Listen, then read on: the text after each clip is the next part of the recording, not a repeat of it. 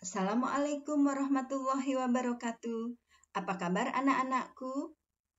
Ibu harap kalian selalu dalam keadaan sehat walafiat. Pernahkah kalian menderita sakit flu atau influenza? Biasanya, bila kalian menderita sakit flu atau influenza, kalian akan batuk-batuk, bersin-bersin terus-menerus. Apa penyebab dari penyakit tersebut? Penyebabnya adalah virus. Penyakit ini sangat menular dan salah satu cara penularannya melalui cipratan, batuk, bersin yang menempel pada orang lain, pada benda-benda, sentuhan tangan, yang kemudian tangan mengenai mulut, hidung, sehingga virus tersebut akan masuk melalui saluran pernafasan dan akan menyebabkan rasa sakit pada saluran pernafasan, seperti hidung dan tenggorokan. Marilah kita bahas tentang virus. Apa itu virus? Bagaimana ciri dan sifat-sifat virus? Ciri dan sifat virus. Yang pertama, virus memiliki sifat aseluler. Karena virus bukan merupakan makhluk hidup seluler. Mengapa demikian? Karena virus memiliki ukuran yang ultramikroskopik, ukuran yang sangat kecil, antara 10 nanometer sampai 300 nanometer. Sehingga untuk ukuran yang sekecil ini, virus tidak dapat dikatakan sebagai makhluk hidup seluler. Untuk dapat melihat virus dibutuhkan mikroskop elektron. Ciri yang berikutnya adalah virus hanya dapat hidup pada sel, jaringan, dan organisme yang hidup. Yang keempat, virus hanya memiliki salah satu asam inti saja, DNA atau RNA.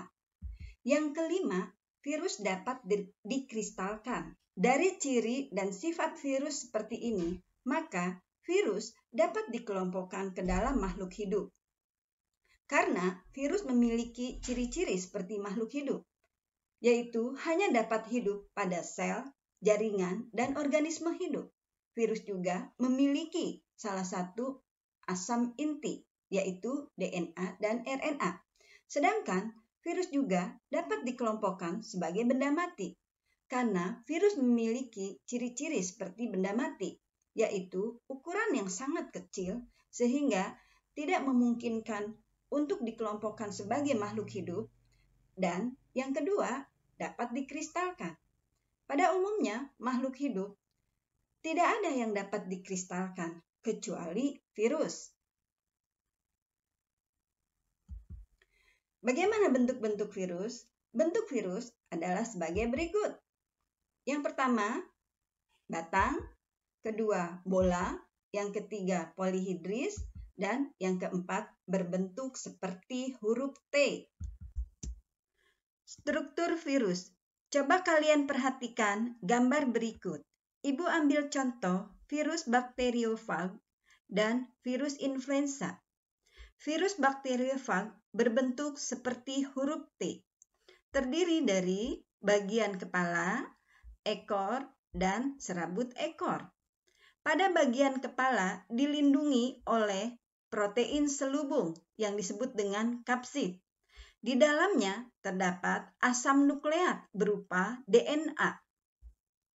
Sedangkan virus influenza berbentuk bulat yang dilindungi oleh protein selubung atau kapsid dan di dalamnya terdapat asam nukleat berupa RNA. Asam nukleat berfungsi sebagai bahan genetis atau gen yang berisi kode-kode pembawa sifat. Berdasarkan inti yang dikandungnya, virus dapat dibedakan menjadi virus DNA dan virus RNA.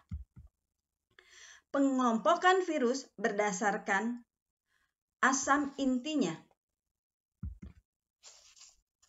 Terdiri dari virus DNA. Contohnya adalah parvovirus yang menyebabkan penyakit pada kulit. Yang kedua, herpes virus menyebabkan penyakit herpes. Dan yang ketiga, poxivirus menyebabkan penyakit cacar.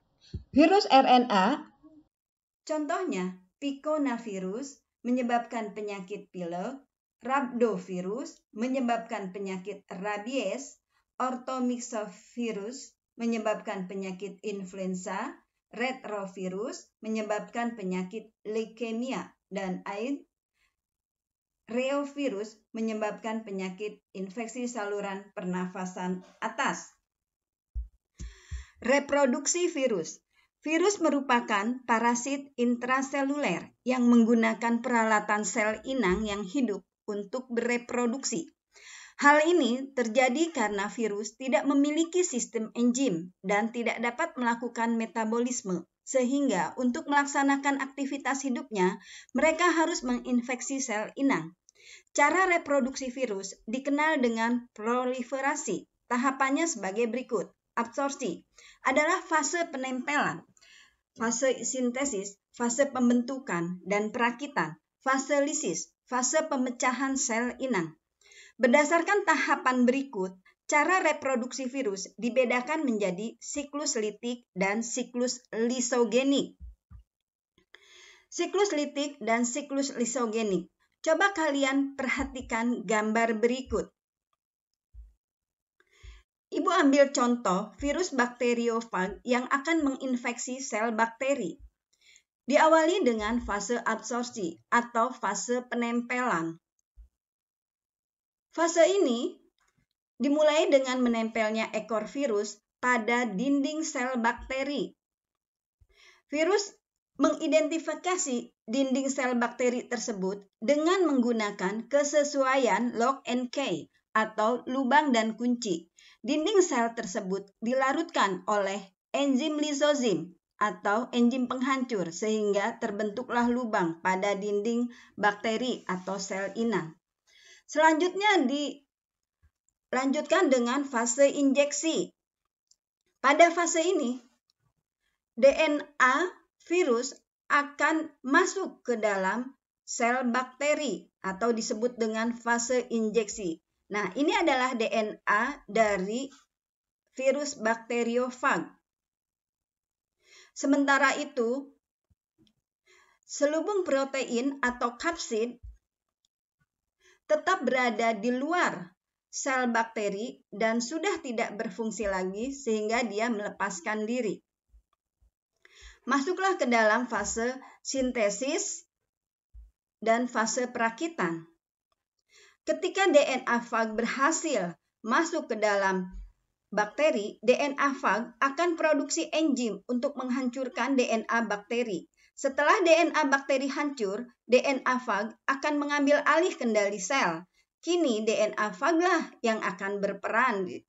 Di dalam tubuh bakteri, DNA fag mereplikasi diri berulang-ulang kali dengan jalan menyalin diri membentuk DNA fag dalam jumlah yang banyak. Selanjutnya, DNA fag tersebut melakukan sintesis protein virus yang akan menjadikan kapsid dengan menggunakan ribosom bakteri dan enzim-enzim bakteri.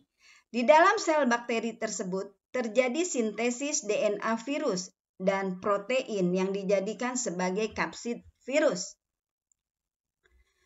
Fase perakitan, kapsid-kapsid yang terbentuk yang telah disintesis pada awalnya terpisah-pisah antara bagian kepala, ekor, dan serabut ekor. Bagian-bagian kapsid itu kemudian dirakit menjadi kapsid virus yang utuh. Kemudian DNA virus masuk ke dalamnya sehingga terbentuklah tubuh virus yang utuh. Dalam satu sel bakteri akan terbentuk jumlah fag sekitar 100-200 buah. Kemudian masuklah tahapan lisis. Setelah virus baru terbentuk, virus akan memproduksi enzim lisozim lagi yang akan digunakan untuk menghancurkan dinding sel bakteri. Dinding sel bakteri hancur, sel bakteri mengalami lisis atau pecah, dan virus-virus baru akan keluar untuk menginfeksi sel bakteri lainnya. Kita lanjutkan dengan siklus lisogenik. Pada keadaan tertentu, bakteriofag yang menginfeksi DNA ke dalam sel bakteri tidak selalu diikuti dengan pembentukan bakteriofag baru. Hal ini dikarenakan beberapa bakteri memiliki semacam zat imun sehingga virus tidak menjadi virulen atau tidak menjadi sangat berbahaya. Adanya zat imun pada bakteri akan mencegah pengambil alihan fungsi DNA bakteri oleh bakteriofag. Pada siklus lisogenik ini dimulai juga dengan tahapan absorpsi atau tahapan penempelan dan tahapan injeksi memasukkan DNA fag ini ke dalam sel bakteri seperti ini. Tetapi karena sel bakteri memiliki zat imun sehingga virus ini tidak bisa mengambil alih DNA bakteri.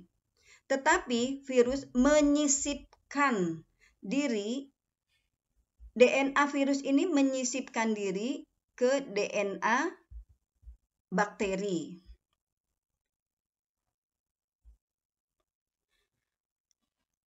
Untuk menyisipkan ke dalam DNA bakteri, DNA fag harus memutus DNA bakteri dulu. Kemudian DNA virus menyisip di antara benang DNA bakteri yang putus tersebut, sehingga di dalam DNA bakteri terkandung DNA virus.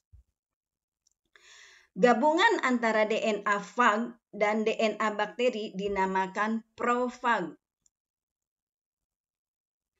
Jika bakteri akan membelah diri, maka sel bakteri akan menyalin profag tersebut melalui proses replikasi. Dengan demikian, setiap sel anak hasil pembelahan mengandung profag yang identik. Proses pembelahan bakteri berlangsung berulang-ulang kali dan jumlah profag pun sama dengan jumlah bakteri yang ditumpanginya. Hasil anaknya ini mengandung profag dari DNA virus. Kemudian kita lanjutkan dengan peranan virus. Virus berperan dapat menguntungkan, yaitu dapat memproduksi vaksin, memproduksi interferon, memproduksi antitoksin. Virus juga berperan merugikan karena virus menyebabkan penyakit baik pada manusia, hewan, maupun pada tumbuhan. Penyakit yang disebabkan oleh virus pada manusia, contohnya adalah penyakit influenza yang disebabkan oleh orthomyxovirus, cacar air yang disebabkan oleh varicella, cacar yang disebabkan oleh variola, penyakit hepatitis disebabkan oleh flavivirus, penyakit polio disebabkan oleh poliomyelitis, demam berdarah disebabkan oleh virus dengue, penyakit herpes disebabkan oleh herpes simplex, SARS disebabkan oleh coronavirus, penyakit Ebola disebabkan oleh virus Ebola, penyakit AIDS disebabkan oleh virus HIV, dan flu burung disebabkan oleh virus avian influenza dari galur H5N1. Sedangkan penyakit yang menjangkiti hewan yang disebabkan oleh virus terdiri dari penyakit rabies yang disebabkan oleh virus neurotrop yang menyerang susunan saraf pusat pada anjing, kera, kucing, dan manusia. Yang kedua adalah penyakit tetelo pada unggas disebabkan oleh virus Newcastle disease virus atau dikenal dengan NCD. Penyakit mulut dan kuku pada sapi atau kerbau disebabkan oleh virus Foot and Mouth Disease atau FMD. Penyakit cacar pada sapi disebabkan oleh virus Vaccinia. Pada tumbuhan, yaitu penyakit mozaik, yaitu penyakit adanya bercak kuning pada daun tanaman tembakau disebabkan oleh tobacco mosaic virus atau TMV. Yang kedua adalah penyakit kerdil pada tumbuhan padi disebabkan oleh virus tungro. Yang ketiga adalah citrus vine flame degeneration atau CVPD menyerang pohon jeruk dengan menghancurkan pembuluh tapis. COVID-19. Pada saat ini kita sedang mengalami pandemi COVID-19 yang membuat semua orang khawatir dan takut akan tertularnya penyakit tersebut. COVID-19 adalah penyakit yang disebabkan oleh virus SARS coronavirus 2. COVID-19 dapat menyebabkan gangguan sistem pernafasan mulai dari gejala yang ringan seperti flu hingga infeksi paru-paru atau pneumonia. COVID-19 adalah jenis penyakit baru yang disebabkan oleh virus dari golongan coronavirus, yaitu SARS-CoV-2, yang sering disebut dengan virus corona. Bagaimana cara penularan atau penyebaran penyakit COVID-19? Cara penularannya adalah sebagai berikut. Yang pertama, tidak sengaja menghirup percikan ludah atau droplet yang keluar pada saat penderita COVID-19 bersin atau batuk, memegang mulut atau hidung, mata, tanpa mencuci tangan terlebih dahulu setelah menyentuh benda-benda yang terkena droplet penderita COVID-19 seperti handle pintu, uang, tombol di lift, pegangan, dan saat berjabatan tangan atau benda-benda lainnya. Kemudian kontak jarak dekat kurang dari 2 meter dengan penderita COVID-19 tanpa menggunakan masker. Bagaimana cara mencegah agar tidak tertular COVID-19? Yang pertama adalah dengan menggunakan masker. Yang kedua, selalu mencuci tangan dengan menggunakan sabun. Yang ketiga, jaga jarak aman minimal 2 meter agar percikan ludah atau droplet tidak sampai mengenai kita. Yang keempat, dengan makan makanan yang bergizi. Makan makanan yang seimbang, yang banyak mengandung protein, vitamin, mineral, dan semua zat gizi yang dibutuhkan oleh tubuh manusia. Demikianlah penjelasan yang bisa Ibu berikan. Semoga kalian dapat memahaminya dan semoga kita dapat terhindar dari segala macam penyakit yang disebabkan oleh virus, terutama oleh virus corona. Terima kasih. Assalamualaikum warahmatullahi wabarakatuh.